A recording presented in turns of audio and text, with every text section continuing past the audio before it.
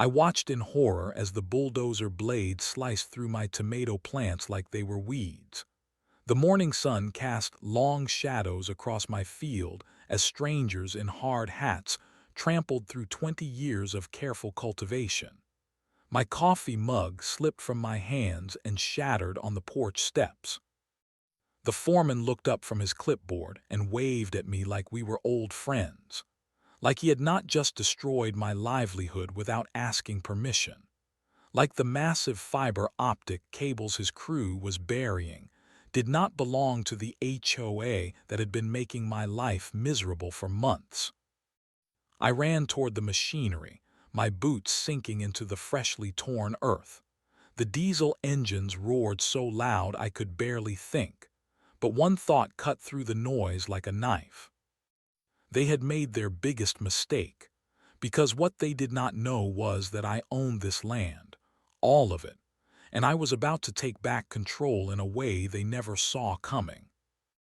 The sound of heavy machinery at 6 in the morning is not something you expect to hear in the middle of nowhere. I live on 40 acres of rural land, surrounded by fields and forests. The closest neighbor is half a mile away. So when I heard the rumbling of diesel engines and the beeping of construction equipment, I knew something was very wrong. I threw on my work clothes and rushed outside. The sight that greeted me made my stomach drop. 3 massive excavators were digging trenches across my back field. Orange safety cones marked a path that cut directly through my most fertile soil. Workers in reflective vests moved back and forth, laying what looked like thick black cables in the ground. My first instinct was to run toward them, shouting, but I forced myself to stay calm. I walked quickly across the field, my boots crunching on the frost-covered grass. The morning air was crisp and clean, but the smell of diesel exhaust was already ruining the peaceful atmosphere of my property. I approached the closest worker, a young man who was guiding one of the cables into the trench. He looked up when he saw me coming. "Excuse me," I said, trying to keep my voice steady. "What exactly are you doing on my property?" The worker looked confused. He glanced around nervously, then pointed toward a man in a white hard hat who was standing near a pickup truck. "You need to talk to the foreman," he said. "We are just following orders." I walked over to the foreman, my anger building with each step.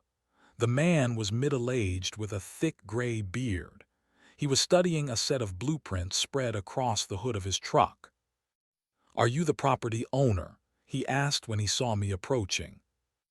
"Yes, I am, and I want to know why you are tearing up my field without permission." The foreman reached into his truck and pulled out a folder. He flipped through several pages before finding what he was looking for. "We have easement rights," he said, handing me a document. "The HOA filed the paperwork 6 months ago. We are installing fiber optic cables for the new community internet project." I stared at the document in disbelief. The legal language was confusing, but I could see my property address listed. There were signatures and stamps that looked official, but something felt very wrong about the whole situation. "I never signed anything," I said. "Nobody asked for my permission." The foreman shrugged. "Take it up with the HOA. We are just doing the job we were hired to do." Before I could respond, I heard car doors slamming behind me. I turned to see 3 people in business attire walking across my field. I recognized them immediately. They were members of the HOA board that governed the residential community about 2 miles from my property. The woman leading the group was Patricia Wells, the HOA president. She was in her 50s, with perfectly styled blonde hair and a condescending smile that I had grown to hate. Behind her were 2 other board members, both men in expensive suits who looked completely out of place in a muddy field. "Good morning," Patricia said in her fake sweet voice. "I see you have met our installation crew." "What is this about?"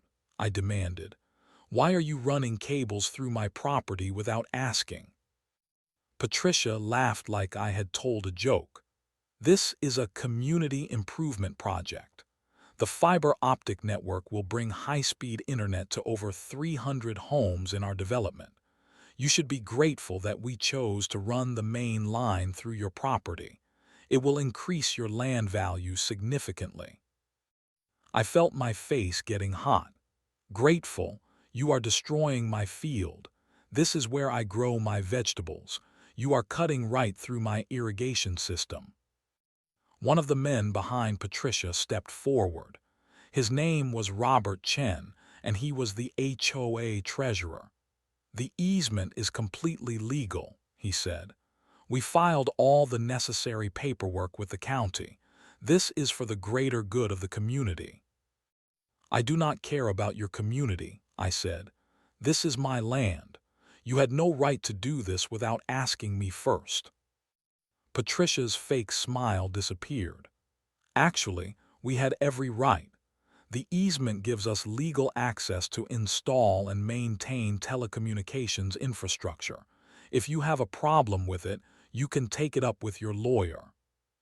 She turned to walk away, then stopped and looked back at me. The installation will be finished in 2 weeks. I suggest you keep your distance from the work area for safety reasons. I stood there watching as they walked back to their cars. The construction crews continued working, paying no attention to our conversation. The sound of the machinery seemed louder now, like it was mocking me. That evening, I walked the entire length of the cable installation. The trenches cut across my property like scars, running from the main road all the way to the back corner of my land. They had not just damaged my field. They had violated something much deeper. They had taken away my sense of security and control over my own property. As the sun set behind the trees, I made a decision. I was not going to let this stand. I did not know how yet, but I was going to find a way to fight back. Sleep became impossible. I spent the next 3 nights hunched over my computer, diving deep into property law and telecommunications regulations.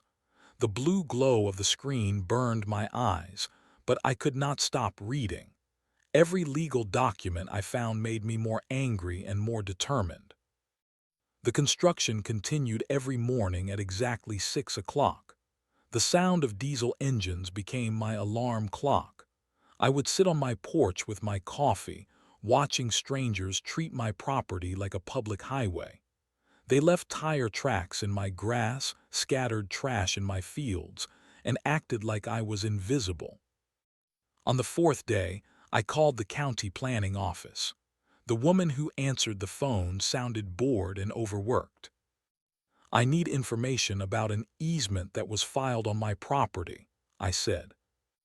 Property address.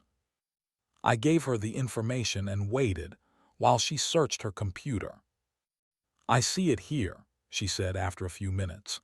Filed 6 months ago by the Meadowbrook Heights HOA, telecommunications easement for fiber optic installation. Was I supposed to be notified about this? There was a pause. Let me check the notification requirements. I heard typing in the background. Yes, property owners are supposed to receive written notice at least 30 days before filing. Did you receive a notification letter? No, I did not. That is a problem. Let me transfer you to our legal compliance department. The compliance officer who took my call was much more helpful. His name was David Martinez, and he had been dealing with easement disputes for over 10 years. This sounds like a procedural violation, he said after I explained the situation. Property owners have specific rights that must be respected before any easement can be granted. What can I do about it? You need to file a formal complaint, but I would recommend talking to a property attorney first. These cases can get complicated very quickly. I hung up the phone feeling both hopeful and frustrated. At least someone in government was taking my concerns seriously. But I also realized that fighting this was going to be much harder than I had expected. The next morning, I called 3 different law firms. The first 2 said they did not handle property disputes. The third firm agreed to meet with me, but warned me that their rates were expensive. Attorney Sarah Kim had gray hair and sharp eyes that missed nothing. Her office was filled with law books and case files stacked on every surface. She listened patiently while I explained what had happened. "You have a case," she said when I finished. "The HOA clearly violated proper notification procedures, but I need to be honest with you. Fighting this will cost thousands of dollars and could take months or even years to resolve." "How much are we talking about?" "My retainer is $5,000. If this goes to court, you could be looking at $20,000 or more in legal fees." My heart sank. I was not a wealthy person. My income came from selling vegetables at the local farmer's market and doing odd jobs around the county. $20,000 might as well have been $20 million. "There is another option," Sarah continued. "You could try to negotiate with the HOA directly. Sometimes the threat of legal action is enough to bring people to the bargaining table." I left her office feeling overwhelmed. The construction crews were still working when I got home. They had moved closer to my house, and the noise was getting worse. My wife Linda was standing in the kitchen, holding her hands over her ears. "I cannot take much more of this," she said. "The whole house shakes when those machines are running." That night I sat at my kitchen table with a notebook and pen. I started documenting everything. The dates when construction started, the damage to my property, the lack of notification, the dismissive attitude of the HOA board. I took photographs of the construction damage. I measured the trenches and recorded the GPS coordinates. I saved every document I could find related to the easement filing. If this was going to be a war, I was going to be prepared. I had learned something important during my research. The people who win legal battles are not always the ones with the most money. They are the ones who do their homework and refuse to give up. The HOA had made a mistake when they decided to treat me like I did not matter. They were about to learn that I was not going to disappear quietly. The monthly HOA board meeting was held in the community center of Meadowbrook Heights. I had never been to one before, but I knew this was my chance to make my case in front of the entire board and the community residents. I arrived early and took a seat in the back row. The room slowly filled with about 30 people, mostly older residents who lived in the development. They chatted quietly among themselves, discussing neighborhood gossip and upcoming events. Patricia Wells called the meeting to order at 7 o'clock sharp. She sat at a long table at the front of the room, flanked by the other board members. They went through the usual business first: budget reports, landscaping updates, and complaints about residents who were not following the community rules. Finally, Patricia looked up from her agenda and scanned the room. "Is there any new business?" she asked. I stood up and raised my hand. "I would like to address the board about the fiber optic installation on my property." Patricia sighed dramatically. "Of course. Please come forward and state your name for the record." I walked to the front of the room, feeling dozens of eyes watching me. My heart was pounding, but I had rehearsed what I wanted to say. "My name is Michael Torres," I began. "I own the 40-acre property where you are currently installing fiber optic cables. I am here because I was never notified about this project, and I believe my property rights have been violated." Patricia leaned back in her chair with a smug expression. "As I explained to you at the construction site, we filed a legal easement. Everything we are doing is completely within our rights. But I was never notified, I said, my voice getting louder. The county planning office confirmed that property owners are supposed to receive written notice before any easement is granted. Robert Chen, the treasurer, opened a folder and pulled out some documents. We sent notification letters to all affected property owners 6 months ago. If you did not receive yours, that is a postal service problem, not our problem. I never received any letter, I insisted. And even if you had sent one, you never offered me any compensation for using my land. This caused murmurs throughout the room. I could see some residents nodding in agreement, but others looked annoyed that I was disrupting their meeting. Patricia stood up and walked around the table to face me directly. "Let me explain something to you," she said in a patronizing tone. "This fiber optic network will bring high-speed internet to over 300 families in our community. It will increase property values for everyone in the area, including you. You should be thanking us, not complaining."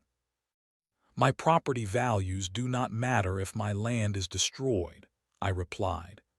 "Your installation crew has damaged my irrigation system and torn up my most productive field. I grow vegetables for a living. This is not just about property values. This is about my livelihood." One of the residents in the front row raised her hand. "Excuse me," she said, "but we have been waiting for high-speed internet for years. The current service in this area is terrible. This project will benefit everyone." Other residents started speaking up, and I realized that the room was turning against me. They saw me as the person standing in the way of progress. "The installation is almost finished," said board member James Murphy. "Even if there were procedural issues which we dispute, it would be more expensive to stop now than to continue." I pulled out my folder of documentation. I have photographs of the property damage. I have copies of the county regulations that were not followed. I have talked to a lawyer who says I have a strong case. Patricia laughed. "Are you threatening to sue us?" "I am asking you to negotiate a fair resolution. Pay me reasonable compensation for the use of my land, and agree to repair the damage your crews have caused." The board members looked at each other and had a whispered conversation. Finally, Patricia turned back to me. "We are not going to pay you anything," she said. "The easement is legal and binding. If you want to waste your money on lawyers, that is your choice. But this project is moving forward whether you like it or not." Robert Chen nodded in agreement. The greater good of the community takes precedence over the complaints of one individual property owner. I felt my face burning with anger and embarrassment. The residents in the room were looking at me like I was a troublemaker. Some were shaking their heads in disapproval. "You are making a mistake," I said quietly. "I am giving you one last chance to do the right thing." Patricia smiled coldly. "Is that a threat?" "It is a promise." I gathered my documents and walked toward the door. Behind me, I could hear Patricia calling for a vote on whether to continue the project as planned. The vote was unanimous in favor.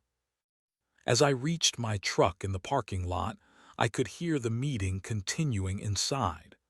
They had already moved on to other business, like I had never been there at all. I sat in my truck for a few minutes, letting my anger settle. They had made their choice. Now I was going to make mine. The humiliation from the HOA meeting burned in my chest for days, but instead of letting it defeat me, I channeled that energy into research. I was going to find a way to fight back, and I was going to hit them where it hurt most.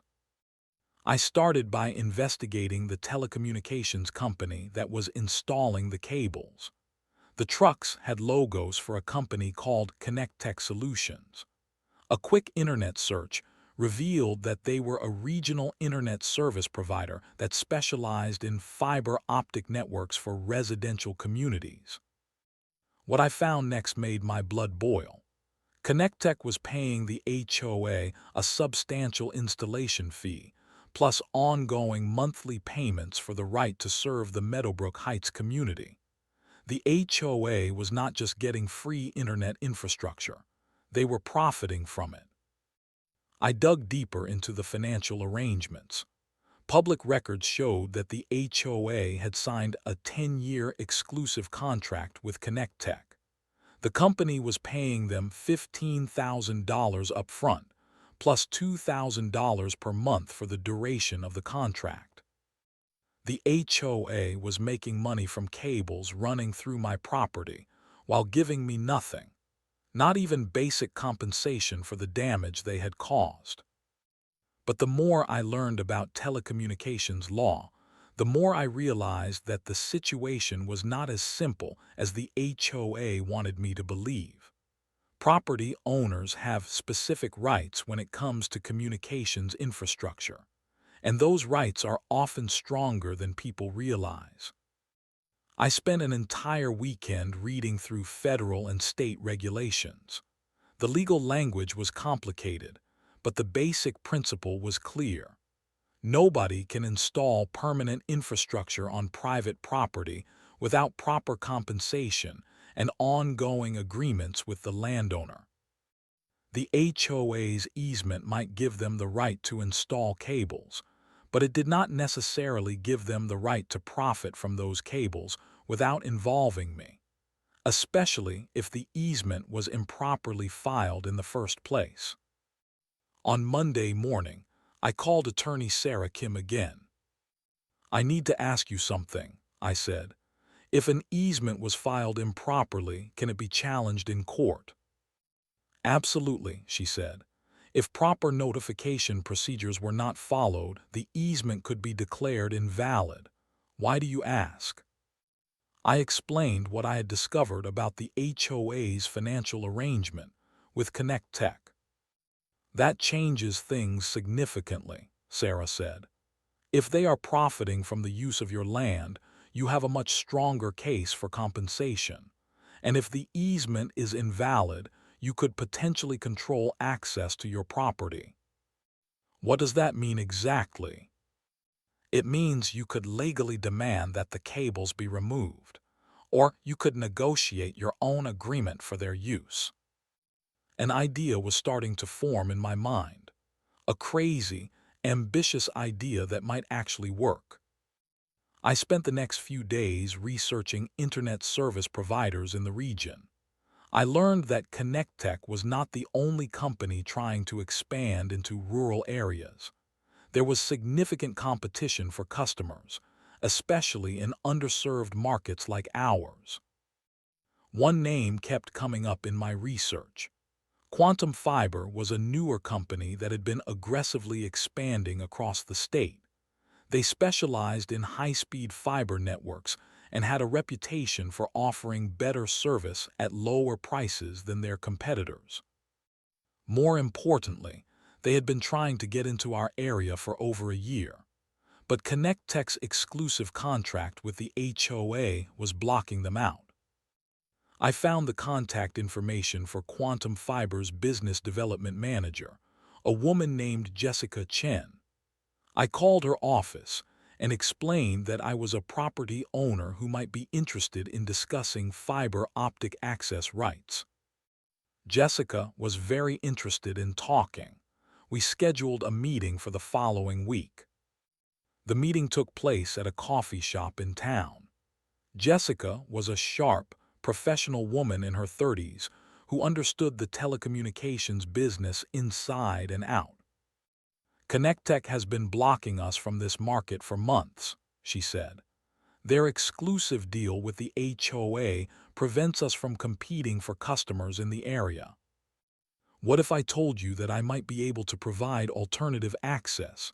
I asked. Jessica leaned forward. "What kind of access?" "The fiber optic cables run directly through my property. If I could gain control of those cables, Would your company be interested in leasing access? Her eyes lit up. We would be very interested. Depending on the capacity and location, we could potentially pay premium rates for that kind of access. How premium are we talking about? For exclusive access to a fiber network serving 300 homes, we could potentially pay $5,000 to $10,000 per month. I tried to keep my expression neutral, but inside I was doing cartwheels. The HOA was getting $2,000 per month from ConnectTech. Quantum Fiber was offering up to 5 times that amount. There is one problem, I said. The cables are currently under contract with ConnectTech. I would need to find a way to break that contract legally. Jessica smiled. If you can solve the legal issues, we can definitely work together. We have lawyers who specialize in telecommunications disputes. They might be able to help. I left the meeting feeling energized for the first time in weeks. The HOA thought they had all the power. They thought they could steamroll over me and profit from my land without consequences. They were about to learn how wrong they were. I was not just going to fight their easement. I was going to take control of their entire fiber optic network and lease it to their competitor. The monthly payments I would receive would be more than enough to cover my legal costs and provide ongoing income for years to come. The HOA had made their biggest mistake when they decided to treat me like I did not matter, because now I was about to become the most important person in their telecommunications project. The legal papers were filed on a Tuesday morning at exactly 9 o'clock. Attorney Sarah Kim had worked with me for 2 weeks to prepare a comprehensive challenge to the HOA's easement. We were not just questioning the notification procedures. We were demanding that the entire fiber optic installation be halted until proper compensation agreements could be negotiated. The courthouse clerk stamped our filing with official seals and case numbers. Within hours, copies would be delivered to the HOA Board, ConnectTech Solutions, and the County Planning Office. The legal machinery was now in motion. But I was not finished. While Sarah handled the court filing, I was across town signing contracts with Quantum Fiber. Jessica Chen had brought 2 lawyers and a technical specialist to our meeting. The terms were even better than I had hoped. If I could gain legal control of the fiber optic cables on my property, Quantum Fiber would pay me $8,000 per month for exclusive access rights. The contract included provisions for technical upgrades, maintenance responsibilities, and revenue sharing if the customer base expanded. More importantly, Quantum Fiber's lawyers had confirmed what I suspected. The HOA's easement was deeply flawed. Not only had they failed to notify me properly, but they had also exceeded the scope of what easements typically allow. Using the cables for commercial profit without involving the property owner was legally questionable at best. The first sign that our strategy was working came on Wednesday morning. I was having coffee on my porch when I saw Patricia Wells' Mercedes SUV racing down my driveway. She parked in front of my house and got out, waving a stack of papers in the air. "What is this?" she demanded, marching up to my porch. I looked at the legal documents in her hand. They were copies of our court filing. "Those are legal papers," I said calmly. "I am challenging your easement in court." Patricia's face was red with anger. "You cannot stop this project. We have contracts. We have commitments to the community. You should have thought about that before you violated my property rights." "We did not violate anything. The easement is completely legal." I stood up and walked to the edge of the porch. "Then you have nothing to worry about. The court will decide who is right." Before Patricia could respond, we heard the sound of vehicles approaching. 3 ConnectTech trucks were driving up my driveway, followed by a county sheriff's car.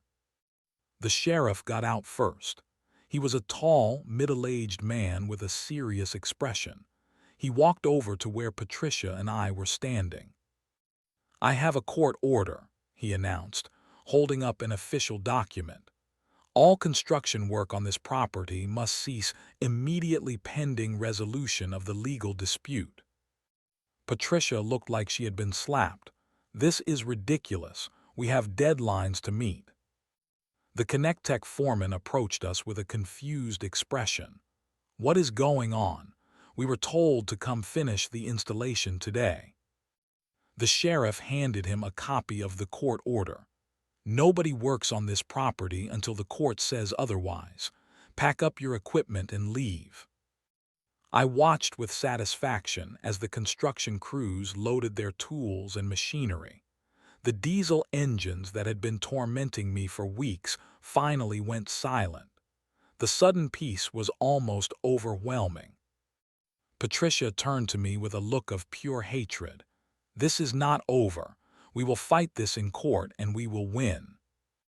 "Good luck with that," I replied. After everyone left, I walked out to the trenches where the fiber optic cables had been installed. The installation was about 90% complete. Miles of high-tech cable lay buried in my field, connecting the main internet junction to the Meadowbrook Heights community. Those cables represented hundreds of thousands of dollars in infrastructure investment, and right now, they were useless. Connectech could not activate the network without completing the installation. The HOA could not provide internet service to their residents, and I was the only person who could allow the work to continue. 2 days later, my phone rang. It was Robert Chen, the HOA treasurer. "We need to talk," he said. "Can you meet with the board tonight?" "I have nothing to say to the board," I replied. "Everything goes through my lawyer now." "Please, we are reasonable people. I am sure we can work something out." I thought about it for a moment. "Fine, but the meeting happens at my house, and my attorney will be present." That evening, the entire HOA board showed up at my door. Patricia, Robert, James Murphy, and 2 other members whose names I did not know. They looked uncomfortable and defeated. Sarah Kim arrived a few minutes later, carrying a briefcase full of legal documents. We all gathered in my living room, an awkward mix of enemies forced to negotiate. Patricia tried to maintain her authoritative tone, but I could see the desperation in her eyes. "The court case is going to be expensive for everyone," she began.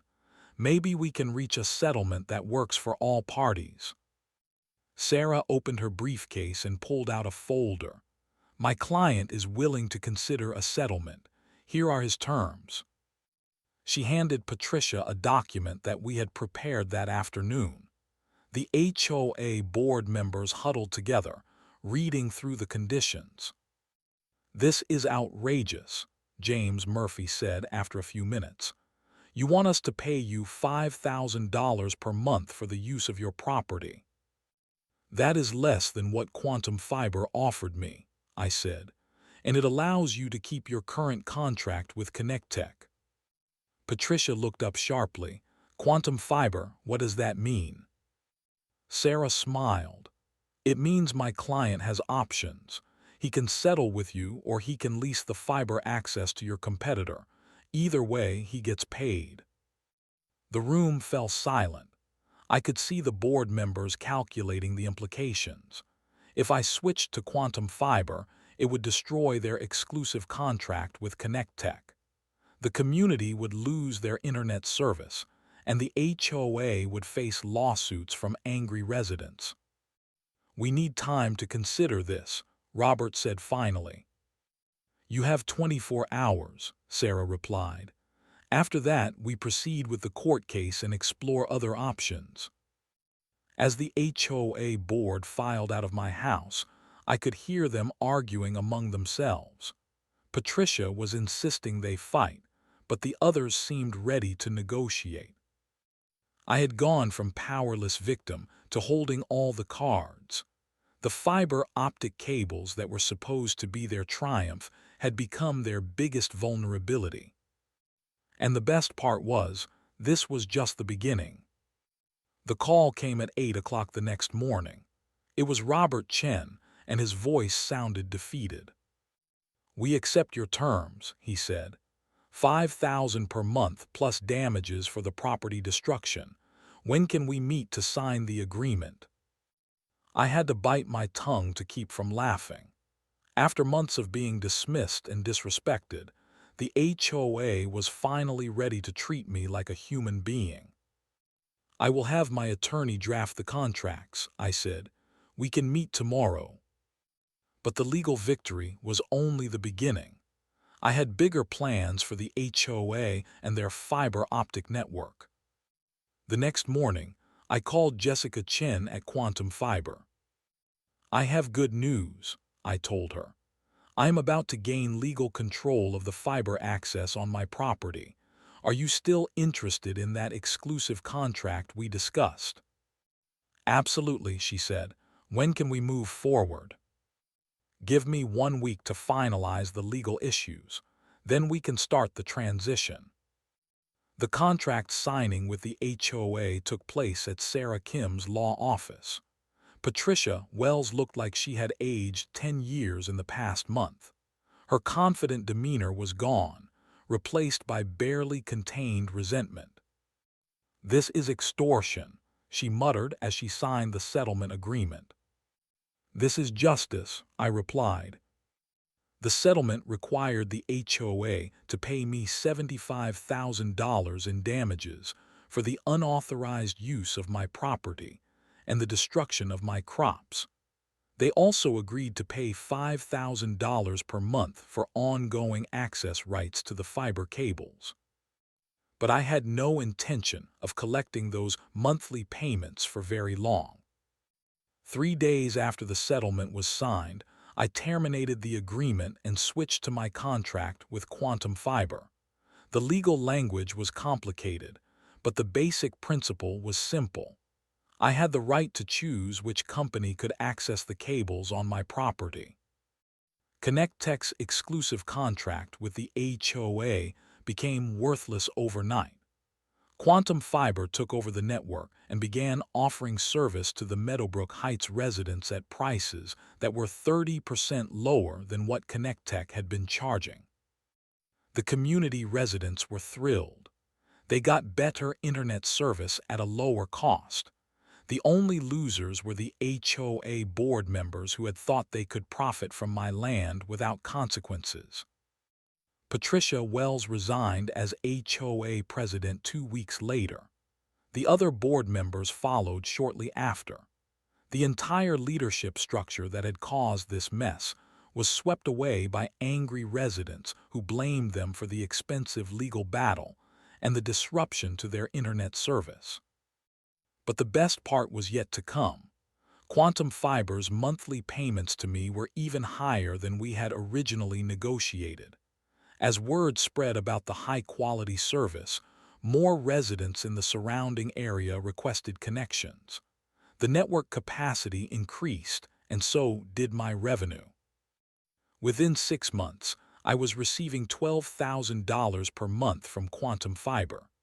The cables that had been installed without my permission were now generating more income than I had ever made from farming.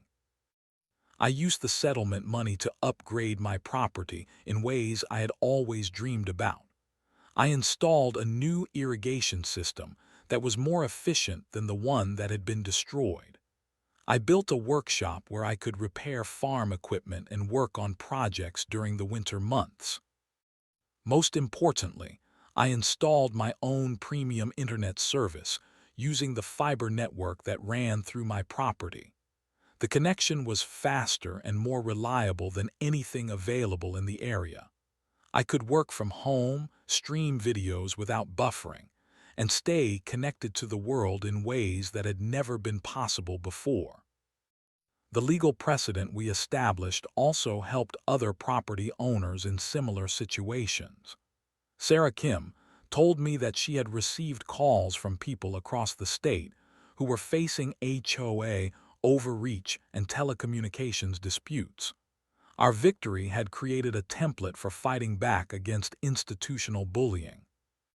The new HOA board that replaced Patricia's group was completely different. They reached out to me within their first month in office to apologize for how I had been treated. They asked if there was anything they could do to repair the relationship between the HOA and the community. I appreciated the gesture, but told them that the best thing they could do was respect property rights and follow proper procedures in the future. They assured me that they had learned from the mistakes of their predecessors. The ConnectTech foreman, who had been so dismissive during the original installation, stopped by my property one afternoon.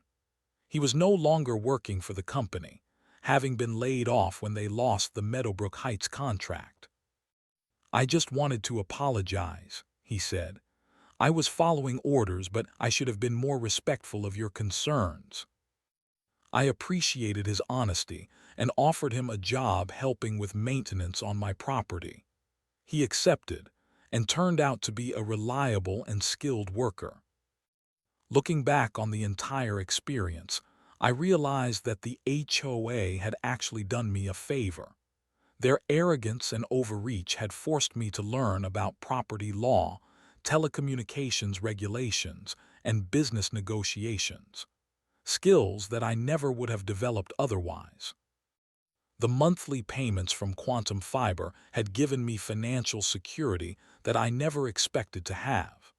The legal victory had proven that ordinary people can fight back against institutional power and win. And the fiber optic network had brought high-speed internet to our rural area, benefiting everyone in the community. The cables that had once represented violation and disrespect now symbolized justice and empowerment. Every month when I received my payment from Quantum Fiber, I was reminded that standing up for your rights can lead to outcomes that exceed your wildest expectations. 6 months after the settlement, I stood in the same field where this whole story began. The scars from the original construction had healed. New grass covered the trenches where the fiber optic cables lay buried. My tomato plants were growing in neat rows, healthier than they had been in years, thanks to the new irrigation system I had installed with the settlement money. The morning was quiet except for the sound of birds and the distant hum of farm equipment. No diesel engines, no construction crews, just the peaceful sounds of rural life that I had almost lost. The transformation had been remarkable, not just for me but for the entire community. Quantum Fiber had delivered on every promise they made. Internet speeds in the area were now among the fastest in the region. The monthly cost for residents was lower than what they had been paying for inferior service. Customer satisfaction surveys showed that over 90% of users rated the new service as excellent. My own internet connection was blazing fast. I could upload videos, participate in video conferences, and run online businesses that would have been impossible with the old infrastructure. The fiber network had opened up opportunities that I was still discovering. The financial impact had been life-changing. The monthly payments from Quantum Fiber were now averaging $15,000 as the network expanded to serve more customers. Combined with the settlement money from the HOA, I had gone from struggling to make ends meet to having genuine financial security. But the most satisfying part was not the money. It was the knowledge that I had stood up to institutional bullying and won. The HOA board that had treated me like an obstacle had been completely replaced. Patricia Wells had moved out of the area entirely, unable to face the neighbors who blamed her for the expensive legal battle.